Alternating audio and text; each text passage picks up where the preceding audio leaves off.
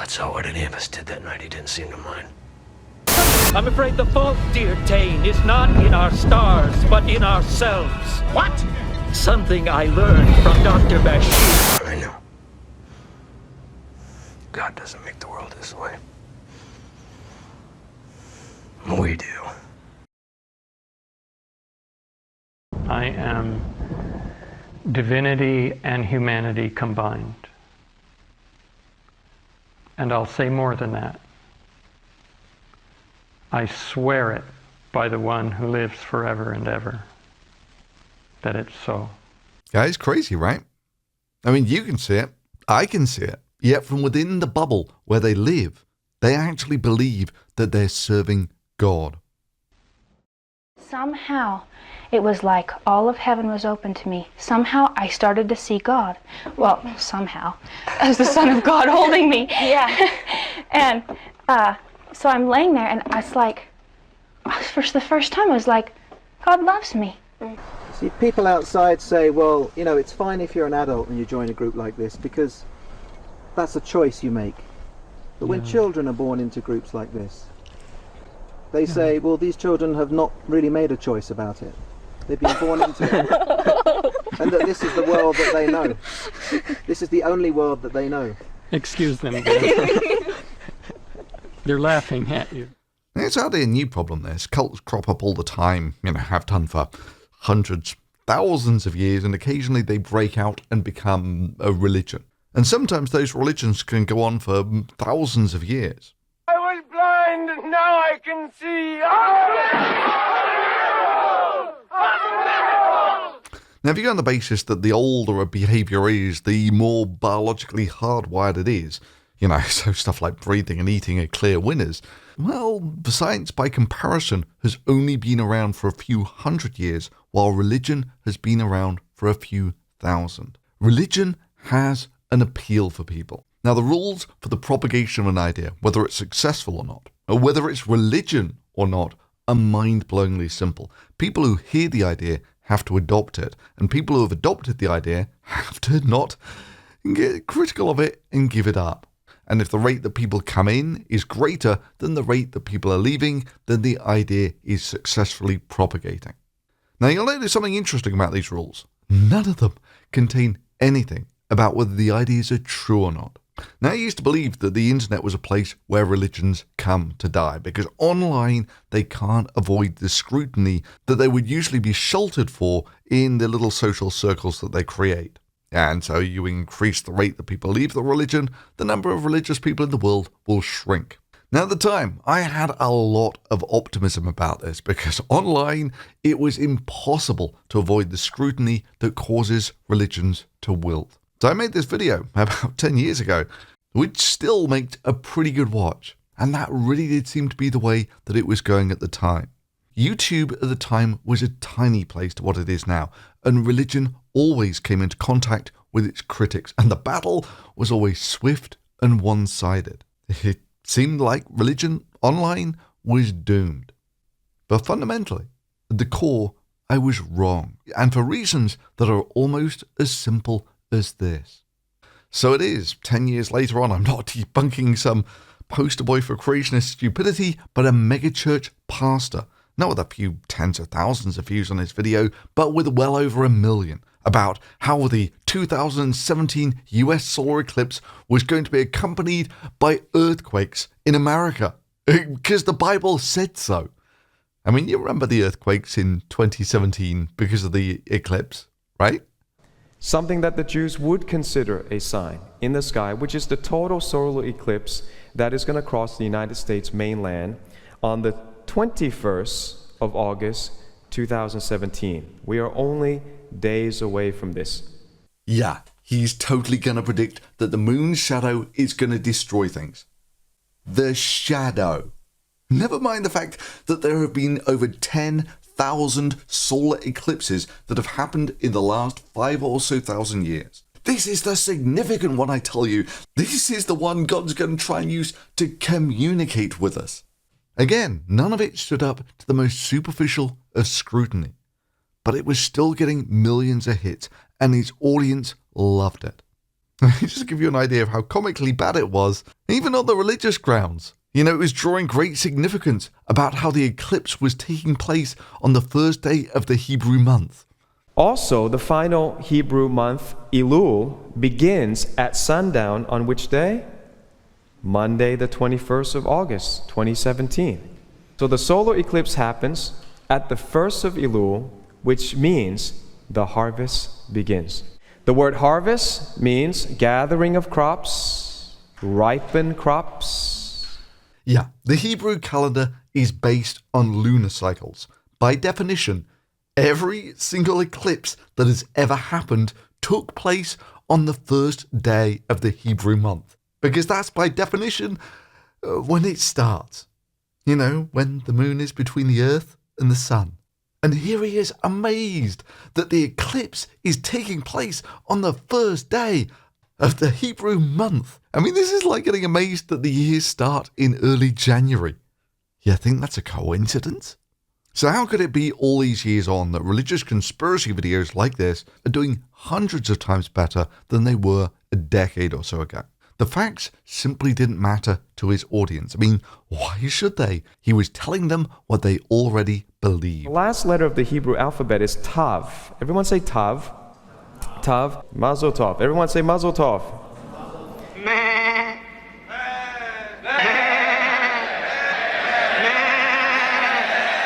For signs, would you like to say signs?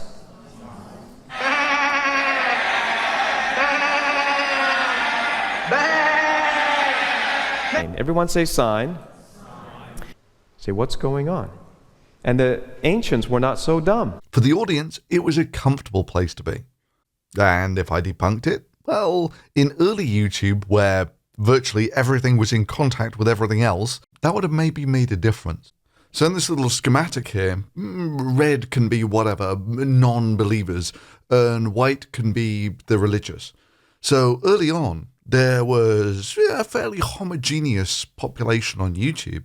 There were lots of places where these people came into contact, so there was lots of potential for minds to be changed. However, as YouTube has grown, what's tended to happen is people have aggregated together, which means there is less contact between these different ideas, which means there's less chance to change minds. It's kind of phase separated such that the people have these large communities where people in those communities really don't look outside of them. Debunking it has a reduced effect. But there's more to it than that. You know, what actually caused the death of the open marketplace of ideas here? And are there any hopes for the future? Now, like I was saying, early on, YouTube was a much smaller and therefore much more random place, which had a certain quirkiness to it that was very endearing. However, small and quirky doesn't last long in the free market. What makes people happy in the free market is profit. And how do you get profit on a video site like this? By selling ad space on the videos. And therefore, it becomes a remarkably simple equation. The longer people watch on your platform, the more profit you make. Now, this is the start of the positive feedback. You know, if you just assume that the first term in the YouTube's algorithm is to maximize profit, to keep you watching, well, then inevitably, when YouTube decides that it wants to maximize its profits, it wants to maximize the amount of stuff that you watch on YouTube. Now, you'll notice a couple of very obvious things about this algorithm. Firstly, it doesn't care if you're left-wing or right-wing. It just cares whether you watch the videos or not. It doesn't have a political agenda. Secondly, it makes no difference whatsoever if the media is true or not. It only matters if people watch it. And that's not actually intrinsically a bad thing in itself. One of the most popular things for mankind to spend their time on is to hear stories that aren't true. Now, YouTube works on profit. A good, honest, amoral profit. Now, you can add more bells and whistles to this algorithm if you want, but you really don't have to. The core of it you have here already.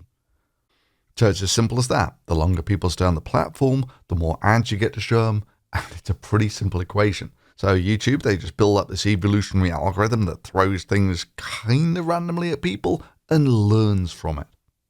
And from this, you build up your average profile of what your average Minecraft player, your average child, your average scientist, your average conspiracy nut, what they're most likely to want to watch. These are just the logical consequences of running a for-profit social media company. Now, it turns out conspiracy videos are very good at getting people watching, or at least certain people. You want to see shadowy groups grinding up children for satanic spirit cooking of Democrats to force feed people in FEMA death camps under Obama, to learn the real reason he faked his own birth certificate because he wanted to go back in time in the moon landings and so forth. Like I was saying, algorithms reward attention, not veracity, not whether it's true or not. There is nothing in this equation that rewards truth, except for the wonderful people on Patreon who allow me to put a lot of effort into making sure that the things on this channel are true. Now, it turns out that feeding paranoia is a superb way of getting people's attention. Partially because of the biologically hardwired reasons I was talking about earlier. People are a biologically hardwired social species. You need to interact with other people, and it's all up there hardwired into your brain that you need to know when people are plotting against you. Someone telling you stories about people plotting against you is the sort of thing that gets your attention. Especially if it's some giant shadowy organization, then it must be really important that it gets your attention. Now, the sheer size of YouTube is such that it can now satiate almost any taste, both subtle and gross. And social media is very good at giving you what you want. A cynical man would call this a custom-designed drug, with the sole intent of getting people addicted. A salesman would call it a product tailored to the individual needs of the user. It's not good, it's not evil. If anything, it's a mirror of mankind. Enter the problems. Now, at the beginning of the pandemic, me, in my little bubble of people who think kind of like me, thought this would be really quite straightforward. After all, everyone has some experiences of viruses in their lives. So what can possibly go wrong? Now, early in January of 2020, about a year ago now, China first published the sequence of the genome of the coronavirus. I had been following the numbers coming out of China and did a simple numerical analysis of them and came out with a total world infection with this wild spread rate of about 3 months. And I was looking at these numbers thinking, is anyone else seeing this?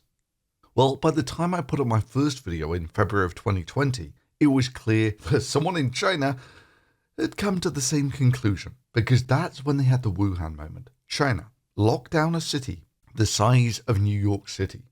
Now, when an authoritarian government is locking down a city of 10 million, it's kind of an indication that they're taking it seriously. Now, I'm sure there are a smattering of cases across the world, but they'd soon be down to zero. Right? Well, no. The viruses do what viruses do. Wild spread rate until someone actually does something to try and stop it. And oddly enough, China became the first scapegoat, which I found particularly curious because I'd been following the China numbers from early January and had drawn all these conclusions that were plain enough from the publicly available numbers. And even if you didn't believe the China numbers, when they shut down a city of 10 million, these actions give you an indication of how serious they thought it was. But as the virus became a massive problem as it started to spread wildly within these countries, and a belated Wuhan-style lockdown rolled around the world, conspiracy theories started cropping up saying that it was all a hoax to control people, or that, it just wasn't as dangerous as people said. Anything, as long as the conclusion was, don't do what the government tells you to, even if the government is telling you to reduce human contact in a pandemic. Well, some countries handle it well, and they crack down on the conspiracy nutters. Hard, not as hard as China, but no kid gloves either. Crime reporter Lana Murphy. At 3 o'clock this afternoon, 4 detectives storm into a home. Now, you're under arrest in relation to incitement. incitement. Cuffed. What on earth? Excuse me, what on earth? After the 28-year-old allegedly created this Freedom Day Facebook event, asking her friends to remember the 5th of September. I wasn't breaking any laws by doing that. You are actually. You are breaking all. That's why I'm arresting you. Baker has posted that COVID is a hoax, and police allege she was behind an anti-lockdown demonstration similar to those planned in major cities across the world this Saturday. Yesterday, 2 men accused of planning the Melbourne event were arrested, the RSL slamming the tens of thousands of protesters expected to gather at the Shrine of Remembrance. Pete, Zoe Bueller has now been released from custody and is facing a $20,000 fine. Meanwhile, Victoria Police says anyone planning on attending a protest on Saturday can expect swift and firm action. It says that any gathering of this nature is a blatant breach of the Chief Health Officer's directions and puts Victorians' lives at risk. Others took a different route. Many here don't believe in COVID-19. Take your freedom back. Or think their lives should change because of it. I'm here. I don't want to be vaccinated. I want to be free. I want to live my life. I want all my friends to live their lives. Oh, little did they know. They thought they could easily have it. Pandemic's a hoax. Little did they know. Experts are warning that a sizable minority of people in Britain believe conspiracy theories about the coronavirus.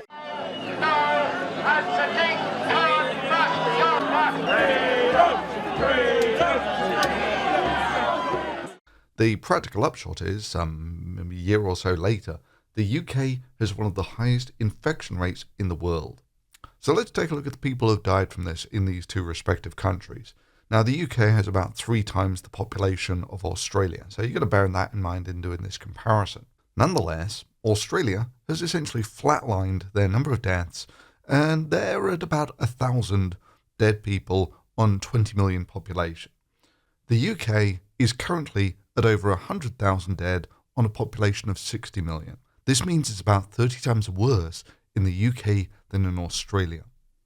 That is, if I were to overlap these curves, even normalizing for population, it would look something like this. Hell, as of making this video, the coronavirus is the leading cause of death in both America and the UK by a factor of about 3. Sticking with the American numbers, the American death toll per day is currently at about 3,000 per day, whereas leading causes of death in America, things like cancer, kill about 600,000 per year, which is about 1,500 per day. Or if you like comparing it to other numbers from history, the coronavirus has now killed more people in America in less than a year than World War II did over about 4 years. And because it's completely inevitable, whenever I make a video like this, ignore the fact that this is a single coherent model that stems from the very first cases in China. They still want to muddy the waters about these are people who died of coronavirus, but with coronavirus. Like these are things that the medical profession has not been dealing with for hundreds of years, where you actually have to dig into the numbers to find the deaths. Like, say, for instance, with smoking. They'll always have some nitpick about, well, by these rules, a man dies in a car crash, the cause of death is coronavirus. Well, it turns out that it really doesn't matter how many objections you throw in there. The bottom line is, if you take a look at the excess deaths that we've had since coronavirus, they're always larger than those who have been confirmed to have died with coronavirus. That is, even with all these nitpicks, the number is still larger than the government stated one. Well, it turns out that Bill Gates and 5G and a host of other conspiracy theories were far better at getting people to watch than the truth, which was boring, monotonous, and not terribly exciting. Now, do social media companies bear any responsibility for this? Well, you can certainly make an argument for it.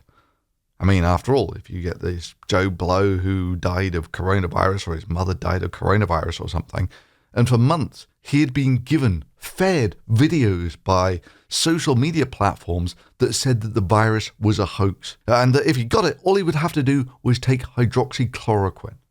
There comes a point when actually, it is the messenger who is responsible. Chloroquine, that's a cheap anti-malaria drug, may be effective in treating coronavirus. What if there's already a cheap and widely available medication that's on the market to treat the virus. It has shown surprising promise for treatment of coronavirus. I've been telling you for a week about hydroxychloroquine. Hydroxychloroquine. Hydrochloroquine. We're talking about hydroxychloroquine. In a lot of ways, hydroxychloroquine is the ideal medicine. I mean, Steve, this could be a game changer. At this point, it's come across as pretty much of a game changer. There's mounting evidence tonight that hydroxychloroquine may work. Hydroxychloroquine is now looking more and more like an important tool in treating this virus. Yeah, spoiler. It was completely ineffective. Something that anyone with even a basic understanding of biochemistry could have predicted for you. But this wasn't social media pushing this. This was the mainstream media pushing this. Well, Fox News, who constantly contend that they're not mainstream media while telling everyone that they have the highest ratings. But I mean, this isn't a new problem that suddenly materialized with the coronavirus. I mean, how is this fundamentally any different from a faith healer telling you that they can cure your cancer by praying? A simple office and a humble man, with treatments that transcend logic and traditional medicine. Sometimes the healing happens so fast, within seconds. Countless claims of miraculous cures, not at his hands, says Dr. Isam Nami, but by tapping into the power of creation. A revelation he received as a child, later affirmed during a near-death experience and other heavenly encounters. It was very clear-cut. With undeniable results, whether in person, via Skype, or other correspondence. This is just 1 week's mail. Thousands of letters that continually arrive here at the office. Many with reports of healings, but many more with prayer requests. And all of them are personally prayed over by Dr. Nami. Yeah, I mean, it's basically selling false hope. But, you know, people have been doing this for years through things like homeopathy and faith healing and that sort of thing. So in many ways, it really wasn't that much of a surprise when people started doing the same thing on social media for the coronavirus. Chiropractor Dr. Eric Naputi runs Naputi Wellness Center in St. Louis. But his Facebook video about the coronavirus has gone far beyond his regular patients, with more than 13 million views. And take at least 50 to 100 milligrams of zinc. I'd say that again, 50 to 100 milligrams of zinc, okay? Do that every day as a preventative. Naputi does tell his viewers his disclaimer is this is not medical advice. It's a well-known homeopathic treatment, and the side effects of this thing are absolutely little to none. But medical doctors works say really even well. if there's no side effects, there's also no evidence that it will prevent coronavirus whatsoever. Well, I've never made one claim at all telling anybody that any of these nutrients cures or prevents coronavirus. 50 to 100 milligrams of zinc. I'd say that again, 50 to 100 milligrams of zinc, okay? Do that every day as a preventative. Fundamentally, at its core, this is bad medical advice causes casualties. The only difference here is the scope of the problem. Now, in reality, of course, YouTube was just giving people what they wanted to watch. How is this their problem? Well, by the time the virus death toll was getting up into the hundreds of thousands, YouTube decided to try and do something about this. Virus death toll is now in the low millions. Now, it turns out that most people in conspiracy holes are in so deep that the idea of suing people over a virus that they think is a hoax is probably not a real threat. But for everyone else who's not in that bubble, it kind of leaves a bad taste in your mouth to see videos that promote the most wacky coronavirus conspiracies pulling in millions of hits when the hospitals are getting choked with people dying from the virus. But therein lies the problem. It's actually fairly easy to work out what people like and give it to them. Trying to write an algorithm that distinguishes paranoid fantasy from fact, that's actually quite difficult. I mean, for instance, this guy claims to be a doctor. And look, it's right there in his name, and he claims that he's been on everywhere. He must be really important. Except no, he is a full-on conspiracy nut. Or as a counterpoint, you could take my videos, where there's no real statement of academic authority here at all. So how can you tell whether you should take this guy seriously or not? I mean, for the first, all you can do is work out whether people are watching stuff or not. It's a simple metric. For the other one, You have to parse the context of language and all sorts. And it was, of course, during this that I had half a dozen of my videos debunking the coronavirus conspiracies taken down. And for a while, I was even worried that YouTube would take down my channel and ban me from the platform. Months later, that's kind of sorted itself out, but it's left me a burned and scarred man, reluctant to engage in this sort of thing again. An unfortunate casualty of YouTube's, good intentions, maybe? But the core problem is intrinsic. What if people want to watch isn't actually reality, but some exciting alternative reality where gods and demons and shadowy conspiracies, where only you who have taken the chromatic pill, yes, the chromatic pill, because the red pill and the blue pill is just a game within a game, because the overlords found out that if people thought they were free, just because they've been given a choice, then they would stop trying to escape. Whereas in reality, the mere illusion of choice is merely the method by which people are chained. Trust me on this one. I'm colorblind. That's why I took the panphasic chromatic pill. Yeah, if you had a propensity to believe this sort of stuff, social media's got you covered. All basically sold on the simple hook that you've got a biological need to see when people are plotting against you. When lots of people are plotting against you, it's really important that you know about it. So you've got a desire to see what's going on, or how the whole world is planning to control you. Naturally, none of it withstands the most slight scrutiny.